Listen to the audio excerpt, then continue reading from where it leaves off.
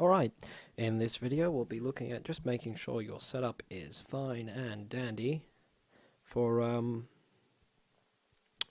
the C crash course. So we're just going to do some basic checks and walk through some basic things in Linux if you've got Linux installed but you're still fairly new to it. So the first thing we're going to do is open up the terminal, and everything we're going to do is going to happen through this terminal. And I'll just make the text a bit bigger. And so, the first thing we're going to do is check that all of the software we need is installed. And for that I've written a nice little script that you can use just by typing in curl -l, capital L, lowercase s, and then http c5.curtism.me/check, and pipe, which is the long bar above the enter key, and then bash. And as you can see, it didn't need to install any software. If any software was missing, I could also go use that command again and type in sudo bash, and it would ask me for my administrator password, which I could then type in. And it would say it will attempt to install any missing software, but because it's already installed for me, this will pass. If anything's not installed, the most likely thing it will be is clang, which you need, and it will just take a few minutes to install that if it's not installed. Once all that is installed, we're ready to start programming. So what you'll find is that currently I'm in my home directory, so if I type in pwd, I'm in home/Curtis. If I type in ls, it's going to show me all of the files, directories I have in my home folder. If I need to make a new directory, I can type crash course, and that'll make a new directory, and then I can move into that directory. This just lets me keep my files organized. So if I do ls now, there's nothing here. If I do pwd, it says that I am at home/Curtis/crash course, and that's where I want to put my files. So the first thing I'm going to do is make a very basic C file, and to do that I'm just going to type nano. I'm going to call it hello.c, which is going to be the name of my file. Hit enter. This is nano, the editor we'll be using, and from here it's all very straightforward. I can just start typing. So let's say this is called hello.c asterisk. Let's say prints the text hello world. Author is me. Date.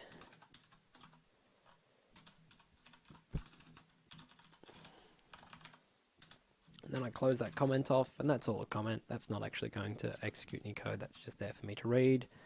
This is code though. First I'm going to say include. This line here just gives me access to some standard constants and functions that I can use to do things like comparisons. So I can say std_lib.h, so it just gives me access to the functions in that file, and then include std.io.h. It gives me access to functions that I can use to write text to the screen, open files, write to files, read files, etc. Then I need to define my main function, which is just int, which means this function returns a number, and in this case, because it's the function called main, it's going to return that number to the operating system, and that number will tell the operating system whether or not the program has run successfully or whether or not an error occurred. And to tell that to the operating system, I'm going to say that this function returns special number exit success. And all this program is going to do is going to call this function printf. I'm going to tell it to print hello world exclamation mark, and then I say new line, so it doesn't continue printing on the same line after that. Now, the main function will always start off like this, and it will always be called main, and every C program has to have one, and it should return at the end with some number. If it's 0, like success, that means it returned fine. If it's any other number, that number identifies what error happened. Sometimes you'll see main looking like this. And it will still work either way. This just means that the main function can take in arguments when I type them in on the command line. But we'll go into that a bit later. Right now we just want to make sure everything's working. So I can now press Control X, hit Y to save it, and it's going to save it as hello.c. As you can see down the bottom here, and I hit Enter. So I've got ls-lh. There's a basic file here called hello.c. Now if I need to compile that and run it, I can't just run that file, I have to make a program out of it. And so the program we use to compile that into another program called clang. So I can just type in clang and that will run that program, and I'm going to tell clang, give me all the warnings and don't do anything if something goes wrong. I'll say anything that's a minor error, make that a warning too. So that's dash, capital W, all, and then dash, capital W, error. I'm going to optimize it a bit, so that's a capital O, not a 0.